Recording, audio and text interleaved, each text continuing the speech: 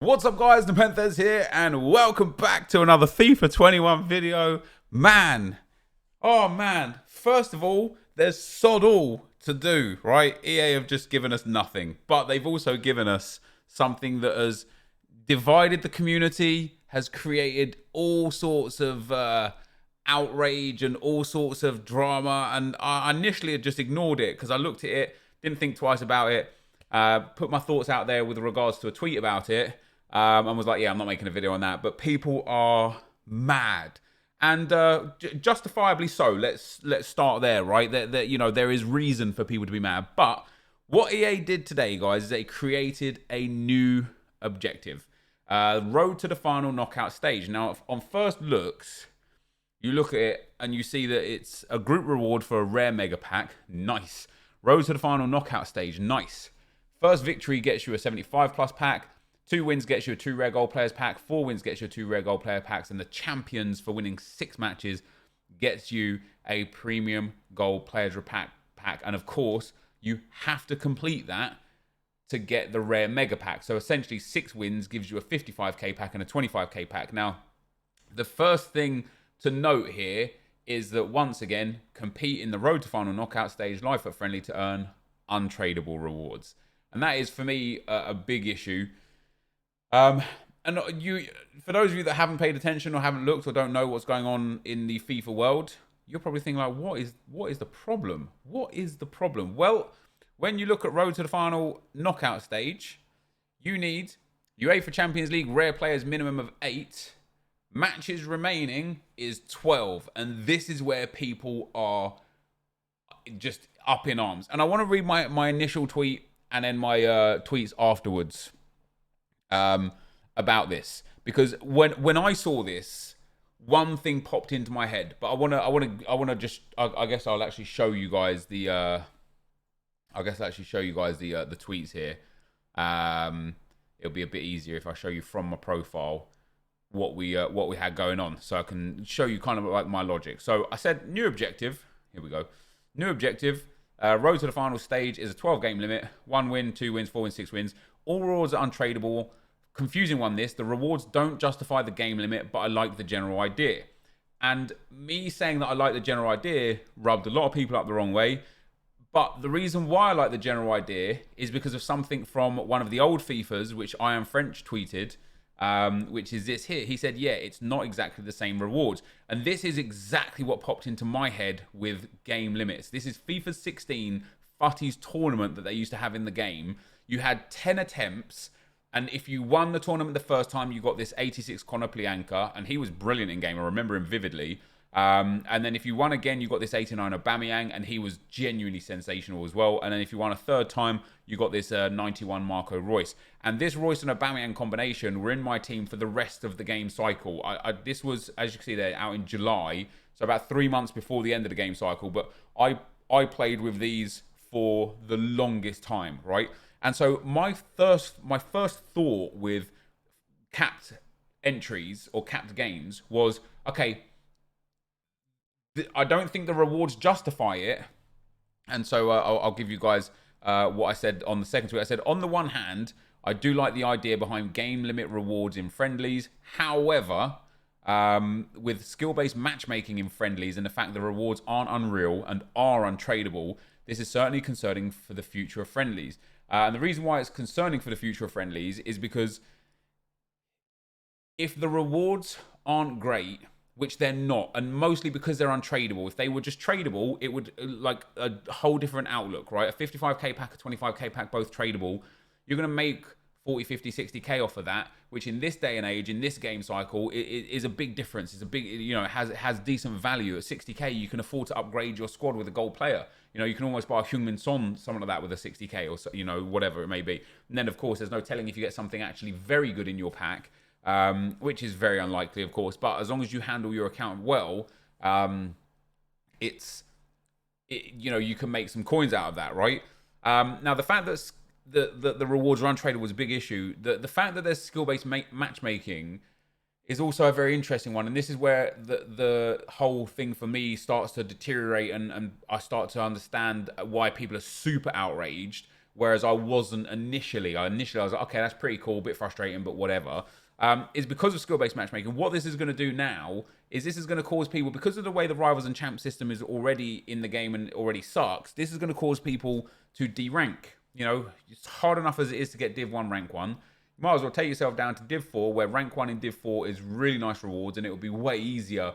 Like, even if you're trying to manipulate yourself in Division 4, if you're a Division 1 player playing in Division 4, right, you can win your game by 5 goals, you get 950 points. To make sure you stay in Division 4, you can lose your game on purpose and still score 5 goals, right? That will also get you, what is it? It's like 150, it's like 600 points. So even when you're losing games, you're getting yourself 600 points. When you're winning games, you're getting 950. So you get like 1,550 points on a 2-game swing to keep yourself at the same elo. That's worth 4 champs games, right? At 400 points.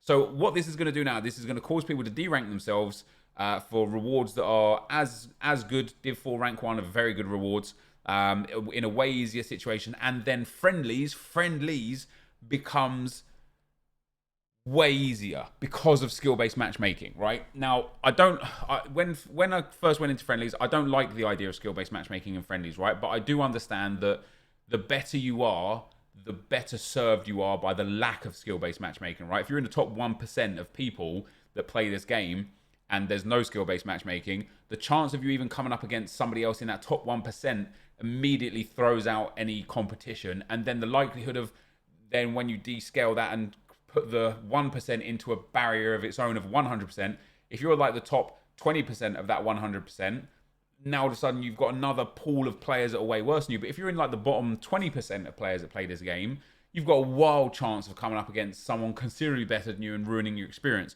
So I understand the need for skill-based matchmaking in friendlies. I understand the need for skill-based matchmaking in general. But what EA are doing here is going to make people derank. I continued my tweets to carry on and say, somebody said, are you out of your mind based on my opinion? Sometimes yes. He said, I don't care whether you put a caveat on that opinion. It's absolutely crazy that you can partially defend the limits for friendlies. We have champs and rivals for a reason.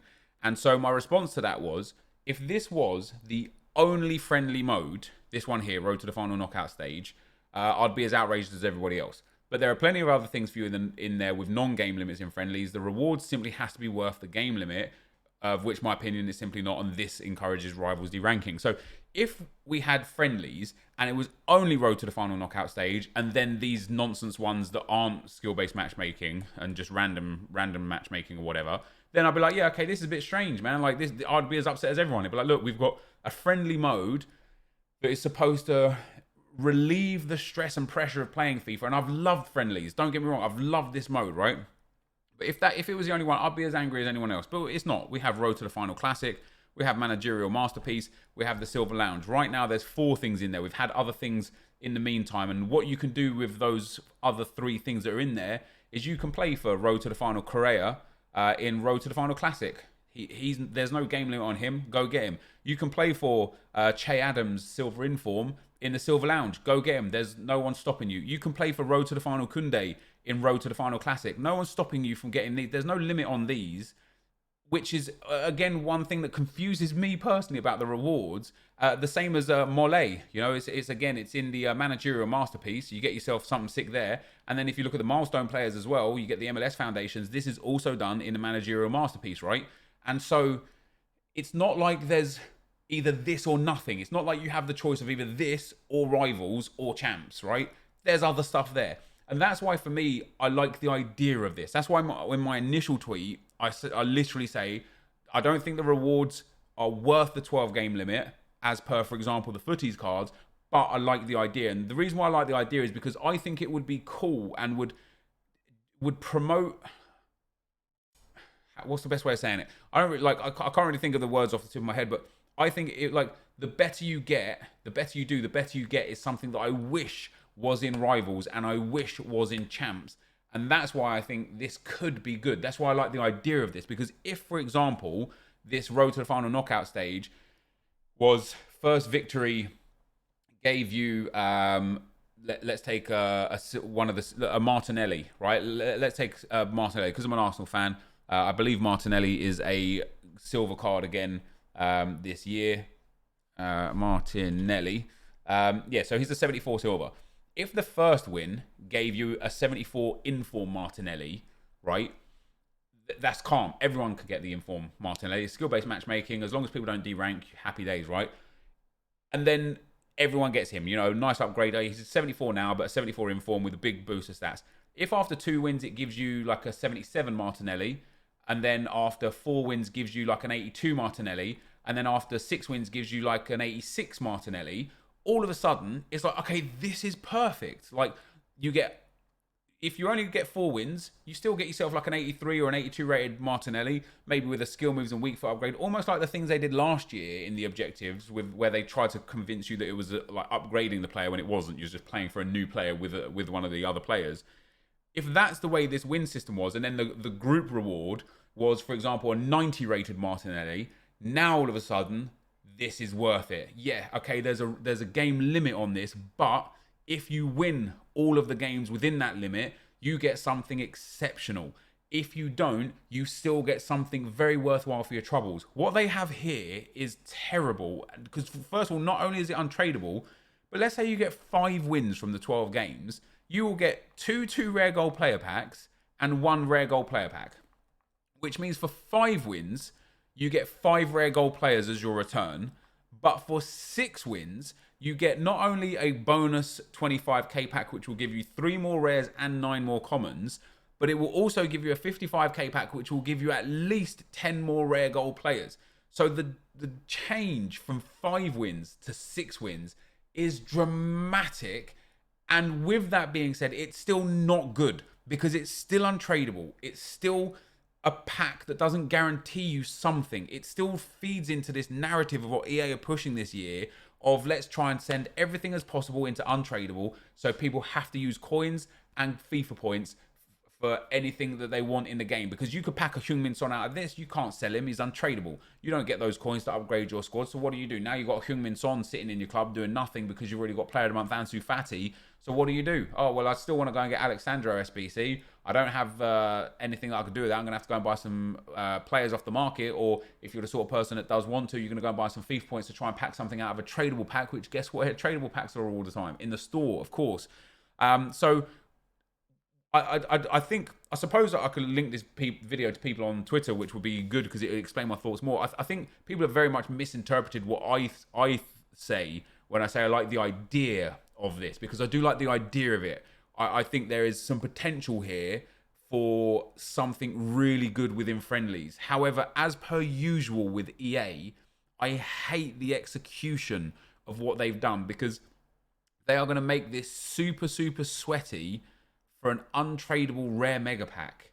It just blows my mind. It's just not valuable enough. It's not worth enough for a game limit. People should just be able to play for this. For example, the Silver Beasts objective, which had no limit, right, and could be done in squad battles. In fact, let me go and get the Silver Beast objective up right here. I believe it could have been done in squad battles anyway. Where have we got Silver Beasts? Here we go, Silver Beast objective. You might hear me in the background there. But the Silver Beast objective, unless I'm completely out of touch, the Silver Beasts, yeah, for a rare mega pack, and of course untradeable as well, but score 10 goals with Silver Team of the Week players in squad battles or rivals. Then there was assist 8 goals with Silver players in squad battles or rivals. Win 5 matches with 11 players in squad battles or rivals, all Silver of course, and score 3 goals with a Silver player in 3 separate squad battles matches or rivals. So just a couple of weeks ago, EA were giving out a rare mega pack with an unlimited amount of games for squad battles. You know, like, you could choose to do it online in rivals if you wanted, but generally for offline. Now they're giving a rare mega pack for winning 6 out of 12 online with skill-based matchmaking.